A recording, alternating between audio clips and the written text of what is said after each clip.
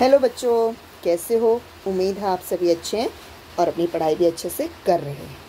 जैसे कि आप जानते हैं कि आपको दिल्ली निदेशालय, दिल्ली सरकार द्वारा हर रोज़ एक वर्कशीट प्रोवाइड की जाती है। वो आपके अलग अलग सब्जेक्ट्स की होती है और ये वर्कशीट जो आपकी दी गई है वो है 92A, यानी कि ये आपकी हिंदी की वर्कशीट दी गई है। और जो ये वर्कशीट दी गई है इसकी डेट है 18 अक्टूबर 2021। हमने पिछली वर्कशीट भी इसी पार्ट की थी, थप रोटी थप दाल, और ये वाली वर्कशीट भी आपकी इसी पार्ट की है। तो आइए देखते हैं इस पार्ट में और हमें क्या पढ़ना है और क्या समझना है।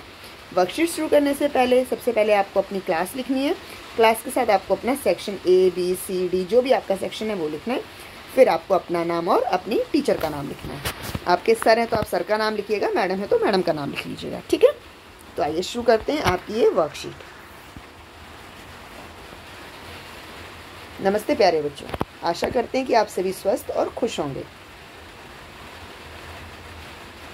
बच्चों, आपने पाठ थप रोटी थप दाल में पढ़ा कि किस प्रकार सब बच्चों ने मिलकर रोटी बनाने के खेल को अच्छे से खेला।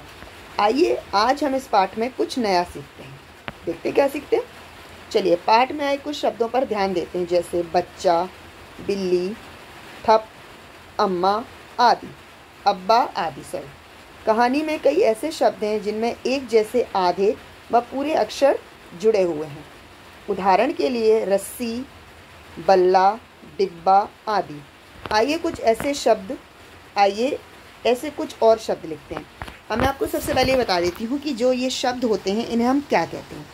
इन्हें हम कहते हैं द्वित्व व्यंजन, ठीक है। जो एक जैसा, एक आधा और एक पूरा शब्द होता है उसे हम कहते हैं द्वित्व व्यंजन। क्या कहते हैं? द्वित्व व्यंजन। इसके बारे में पूरा वीडियो मेरे चैनल पर है, आप जाकर उसको देख सकते हैं। द्वि का मतलब होता है दो, ठीक है। द्वि का मतलब है दो और व्यंजन मतलब जो दो हैं। तो एक व्यंजन जिसमें आधा है और दूसरा व्यंजन पूरा है। अगर आपको व्यंजन आधे और पूरे में फ़र्क पता करना है तो आप कैसे पता करेंगे?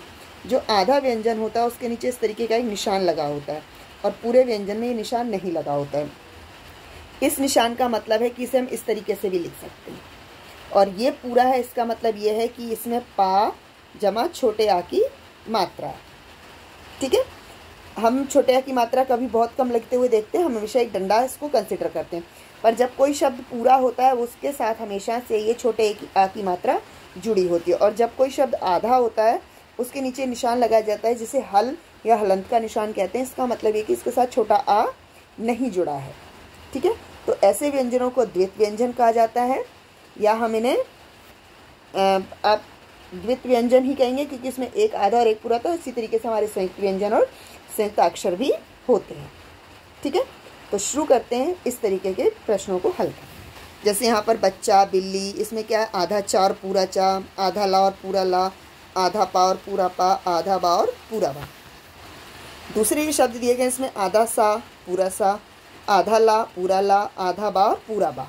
तो अब हमें ये जो शब्द दिए गए इसमें लिखना है। जैसे आधा चा और पूरा चा, तो इसमें हम लिख सकते हैं, इसमें हम क्या लिख सकते हैं? इसमें हम लिख सकते हैं, एक सेकेंड आइए बताती। इस आधा चा और पूरा चा से हम लिख सकते हैं सच्चा, ठीक है। पहला शब्द हम लिख सकते हैं सच्चा। सच्चा कैसे लिखते हैं? सच्चा, या फिर सच्चाई। एक मिनट में इसका कलर चेंज कर दूँ, नहीं तो समझ नहीं आएगा सही से, ठीक है। हम लिख सकते हैं सच्चा या फिर सच्चाई, ठीक है। अब आधा पा और पूरा पा से हम लिख सकते हैं छप्पन, छप्पन या पप्पू। किसी का नाम होता है ना पप्पू, वो लिख सकते हैं। आधा ला और पूरे ला से जहाँ हम रहते हैं, जिस शहर, दिल्ली, है ना। बिल्ली यहाँ पर दिया गया, हम बल्ला भी लिख सकते हैं, बल्ला। गेंद बल्ला खेलते हैं ना, वो वाला बल्ला, ठीक है। आधा बा और पूरा बा से हम लिख सकते हैं गुब्बारा, फब्बारा, ठीक है। समझ आया? आधा चा और पूरा चा से सच्चा, सच्चाई। आधा पा और पूरा पा से छप्पन, पप्पू। आधा ला पूरा ला, दिल्ली, बल्ला। आधा बा और पूरा बा, गुब्बारा और फब्बारा, ठीक है। तो आप ऐसे ये शब्द भी लिख सकते हैं। अब हम प्रश्न नंबर 2 देखते हैं क्या है। बच्चों, आपने पाठ में खाने की चीज़ों के बारे में पढ़ा था। आइए नीचे दी गई पत्तेदार सब्जियों को पहचानकर उनके नाम लिखिए। अब इनके नाम हमें लिखने हैं, ये क्या क्या हो सकती हैं। ठीक है, जैसे पहला लिखा है बथुआ, मेथी, पुदीना, पालक, सरसों, धनिया। तो ये तो सीधा सीधा आपको दिखाई दे रहा है, ये हमारी क्या है, धनिया। ये वाली धनिया, धनिया। हाँ, मैं भी दोबारा से लिख देती हूँ। ठीक है, इसलिए कलर चेंज कर देते हैं। ये है हमारी धनिया पत्ती। ठीक है, तो इसे हम लिखेंगे धनिया। ये हमारी मेथी है। मेथी ऐसे बंडल में आती है ना, ये इसमें बिंदी नहीं लगेगी, ये गलत हो गया। ठीक है, और ये हमारे पुदीना का पत्ते हैं, तो ये पुदीना। ठीक है, पहला हमारा धनिया पत्ता है, दूसरा मेथी है और तीसरा पुदीना है। तो अब तीसरा प्रश्न देखते हैं। थप रोटी थप दाल एक नाटक है। नाटक करते समय हाव भाव और संवाद पर ध्यान देना अति आवश्यक है। नीचे दिए गए चित्र के पात्रों के बीच हो रही बातचीत को संवाद के रूप में लिखिए। अब यहाँ पर क्या दिया गया है, यहाँ पर दीपा ये लड़की बना दी गई है। आप इस दूसरी लड़की को या ये वाली लड़की या कोई भी लड़की, एक दीपा है, दूसरी को आप हम लड़के का नाम राम रख सकते हैं और लड़की का नाम पूजा रख सकते हैं। ठीक है, अब दीपा ने क्या कहा, वाह, अरे वाह, इतना बड़ा पानी का जहाज। तो राम क्या कहता है, हाँ, हैरानी से, मैंने भी पहली बार देखा, मैंने भी पहली बार देखा। ठीक है, पहली बार देखा, इस तरीके से वो लिख सकता है, बोल सकता है। अब ये जो लड़की पूजा है, ये कह सकती है, चलो इस पर बैठते हैं, चलो इस पर बैठते हैं। ठीक है, तो इस तरीके से ये हम पूरा संवाद कर सकते हैं। एक एक संवाद ही लिखना। जैसे दीपा ने कहा, अरे वाह, इतना बड़ा पानी का जहाज। तो राम कहता है, हाँ, मैंने भी पहली बार देखा। पूजा फिर कहेगी, चलो इस पर बैठते हैं।